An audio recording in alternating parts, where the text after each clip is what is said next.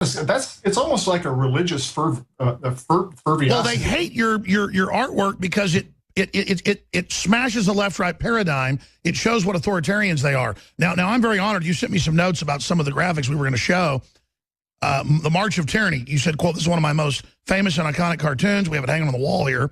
I drew it in 2010 after hearing Alex describe the Republican leg, the Democratic leg, marching and stepping on people. In reality, I should have signed his name to it since it was his idea." Well, I think it's beyond that, but I'm honored. That was in 2010, and I was listening to your program, and you described this cartoon exactly. I mean, it's really your cartoon, but when I heard you say that, I said, well, I got to draw that right now. And I didn't have the time. So what I did is I got a Sharpie pen out and I drew it in 3 hours, not realizing that it's going to become my iconic cartoon. But when you speak, I mean, you use a lot of rich metaphors. And that's one of the things that is needed for a good cartoon. Good cartoons are always using analogies and metaphors, and many of my other cartoons are derived from things you said. Well, I'm honored. Well, I've said a lot of things off cartoons you've done now, so the circle is now complete. A little reciprocity there. Well, I mean, because you've really made me have some original thoughts as well in seeing this, and of course, for so long they've controlled both parties, so it is a left-right march. Trump is sabotaging that as a populist. I don't like Sanders, but so is he, and that's why it's so great they've agreed to debate. Because even if Sanders would, hurt us overall, the establishment doesn't like him, and so this really, to me, shows a kind of breaking of the left-right paradigm.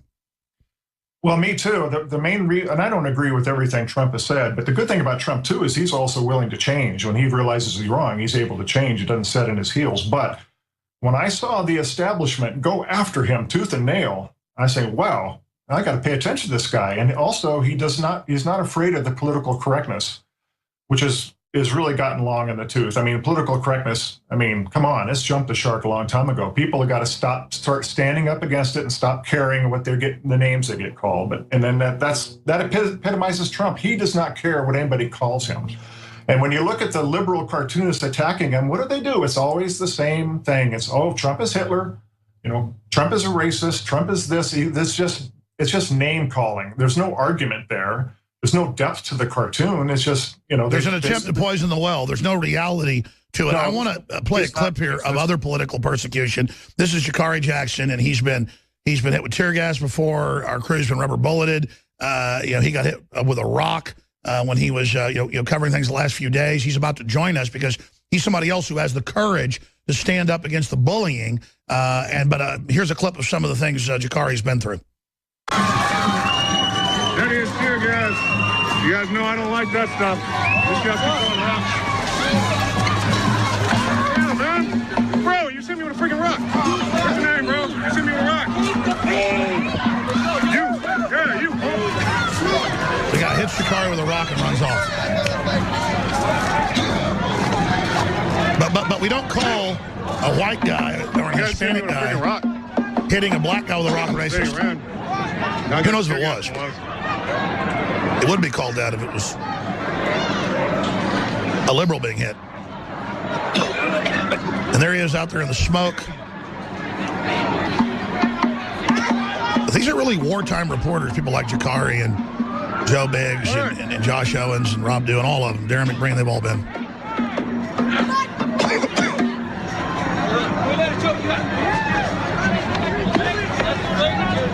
And you got folks here in the shot in the moment with Mexican flags. And again, you don't go to Mexico and run around with American flags. There's this idea of trampling America. Let's bring Jakari in from one of the TV studios. Jakari, you've been sitting there listening to Garrison the last 20 minutes or so. I know that you follow his cartoons as well.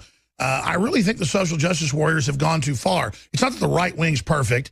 It's not that Donald Trump's perfect. I know you're not even really a Trump supporter. But it has reached a new level in my view. Do you think that's accurate, or what's your view on all this, Jakari? Well, when you talk about the social justice warriors, like what I encountered going out to Albuquerque and to Anaheim, these people were so self-righteous, and they said, well, Donald Trump supports, violence and all this stuff. And you saw like 1 or 2 clips in the past, some guy wearing a Trump hat shoving somebody. But that's a completely different level than what we saw at Albuquerque, where people were burning flags, throwing stuff at cops. They threw a barricade at a horse. They tried to kick the door of the convention center in. And I'm saying, I don't know how you can equate those two things. Like, that's minor, stuff between one or two people, like some Trump guy shoving people. Meanwhile, you have a mild riot out here where they're attacking police, and they feel it's justified because Donald Trump said something they didn't like. Sure. Likewise, what about this punk hitting you in the head? Any people going out to these Bernie rallies, no Trump supporters going to these Bernie rallies, to these Hillary rallies, and doing these similar type of things. Exactly. Imagine if Trump supporters went out and started throwing rocks at people. Tell us about this punk that hit you in the head with a rock. Yeah, so I do have a correction to that video I put out. It wasn't tear gas, it was smoke. So I do offer apology to the Albuquerque Police Department. It's not CS gas, that was smoke. But what that was, they released the smoke out there, and people were throwing rocks. So they'd been doing this for several hours, throwing all manner of things. We even have a video of somebody throwing a burning flag at one of the officers. And some guy was behind me, and I'm looking around, and he gets a handful of rocks. So he wasn't throwing it at me per se, but I was in his field of view, and one of the rocks kind of veered off and it hit me in the head. And I turn around, and I'm noticeably upset about this. I was like, hey, man, you just hit me in the head with a rock. What's going on here? And I tried to get a good shot of his face. I couldn't get a shot of his face because he took off. But this is the type of actions that were going on out there. And this is just one person who was throwing rocks. I'm pretty sure many other people in the crowd were hit by rocks. That's what you caught on tape. And to be clear, you were tear gas, though, in Ferguson. I was tear gas in Ferguson, Missouri, and I do have the CS gas canister to prove that. So, yeah, I was tear gas in Ferguson, Missouri, but in Albuquerque they used Jakari, let me raise this point with you, because obviously we have Ben Garrison here. They got him kicked out of his art gallery. That was his main source of funding. He doubled down and didn't back off. They've, hit you with rocks. They've attacked other people. We've had the pro-life people come out and attack us just covering a pro-life event. I mean, I think it's fair to say 9 times out of 10, the so-called left out here is vehemently anti-free speech. I don't see how shutting down or trying to shut down Ben Garrison or hitting you in the head with a rock or attacking a police horse, which, by the way, is very dangerous, folks. A lot of horses will trample you and attack you. Police horses aren't wimps. I was very impressed with how they kept those horses calm. I thought the same thing while I was out there. I was like, these horses are going to kill somebody when all that was happening. Oh, yeah, because they don't get horses that are, that skittish. These are usually mixed in with quarter horses and Clydesdales and will attack people. I would attack somebody. I want to say you have a lot of restraint, Jakari, not chasing that guy down. If somebody hit me in the head with a rock, I'd have a lot of trouble. Yeah, I was pretty mad when that happened, because what happens when you go out to these rallies, because I meet so many people like, oh, it's so cool, you're out in Ferguson and all this stuff. You have to understand, guys like that, the guy who hit me with a rock, he was in the back of the crowd, throwing stuff towards the front of the crowd. They did the same thing in Ferguson, Missouri. The people who decided to throw bottles and stuff at the cops, they used a sea of humanity as a human shield between them and the police officers and tried to engage the officers that way. And what happens when they get caught on camera? They take off and run, just like that, that punk who's running behind me right there. Ben Garrison, these are the type of actions. What do you think about this unified theme of censorship, attacking free speech? And these people are so stupid. They're of every race, color, and creed, but they're unified in their ignorance. And like Jakari said, they're so self-righteous. What do you think's going on here? A lot of it, what I just saw there is they're able to attack in an anonymous way, and they don't take responsibility. And so there's no accountability or responsibility intrinsic into their free speech. So they're able to have it an advantage, an level playing field. And I've been accused many times, well, I'm hiding out in the boonies of Montana. You're not taking responsibility for all the hate that you're creating, and it's affecting our children. They always pull that one on me too. But you know what? I signed my own name to these cartoons, my own real name. John Hancock. And people can write me and complain if they have a complaint. So that's an open discourse. But what they're doing with this this kind of I consider that what they're doing is pretty good example of hate speech, but what that is, it's that tyrannical speech, because it shuts down debate. If you call somebody a racist or you're a bigot or you're this or that and the other, there can be no debate. It's illiberal, it's anti-freedom, it's anti-free speech. Ben Garrison and Jakari Jackson are both our guests. We're going to come back with Mr. Garrison, finish up with him, show some more of his cartoons. I'm going to do a few more minutes with Jakari and then Tim Kennedy. Ben Garrison's our guest. We've got Jakari Jackson with us as well. And I went back there to just talk to Tim Kennedy for like 3 minutes during the break and didn't ask him, hey, you want to come on at 1:30 instead of coming on from 1 to 1:30, because we're back there war game and a whole bunch of stuff we're going to be working on. It's pretty exciting. I tell you, we are not idle here at InfoWars. They say that idle hands are the devil's workshop. Well, there are no idle hands or brains around here, but that's good, to be like a whirlwind of activity instead of just kind of, sitting there thinking the world's boring. And I think things are going to get a lot crazier. I want to ask Jakari Jackson this. Also want to ask Ben Garrison this. Do you think the social justice warrior insanity is starting to peak? Or is this just the beginning of their imitation of the Maoist youth brigade takeover of China? Jakari?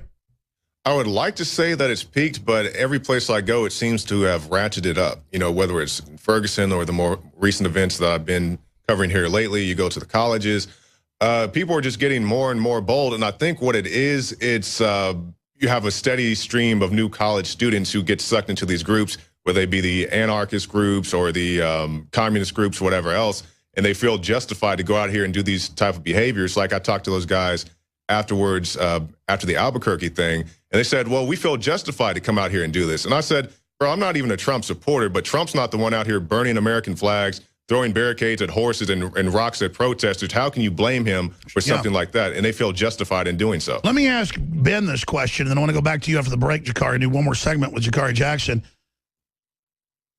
There are really not a lot of jobs for most of these college degrees now, and so it's a perfect time bomb to have millions of people every few years going into college. There's no future, and there's the Ford Foundation with Commie Light to teach them how to now be basically social justice warriors. I mean, the establishment is behind this, Ben. What's your take on that?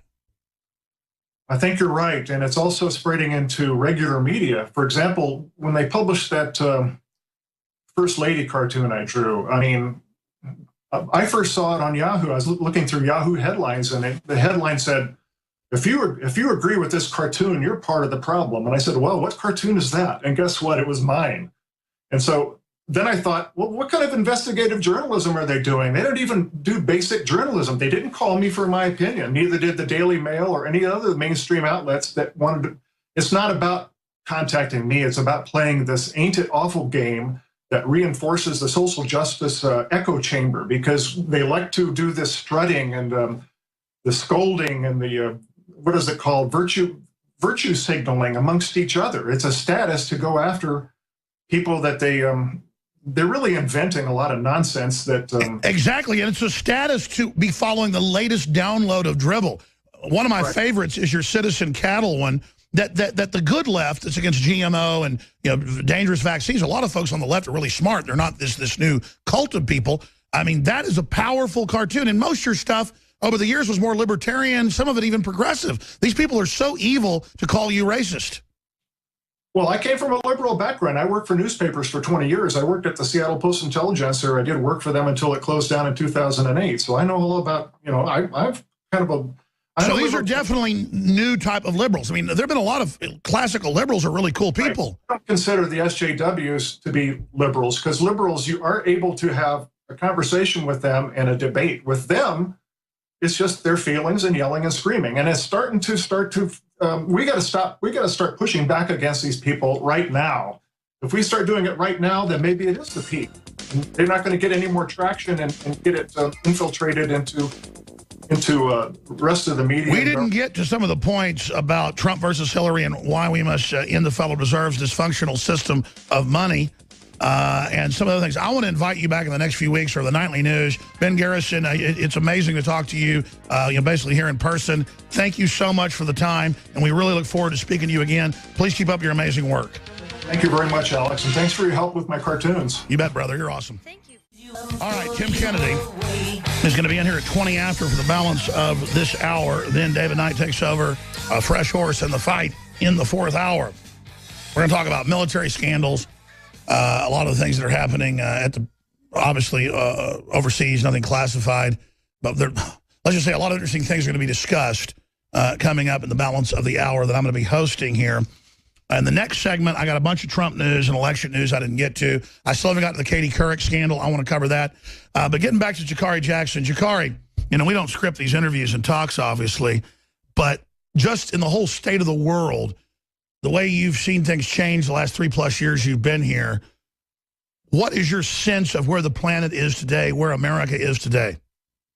Well, in the short time I've been here, I guess it's been close to 4 years now, but relatively short compared to the amount of time that you've been on the air. I've seen a lot more political activeness, and that's not necessarily a good thing just like you were talking about some of the things we've done earlier, whether it's the abortion rallies or some of the political rallies. You see so many people who are fired up and self-righteous, and I do respect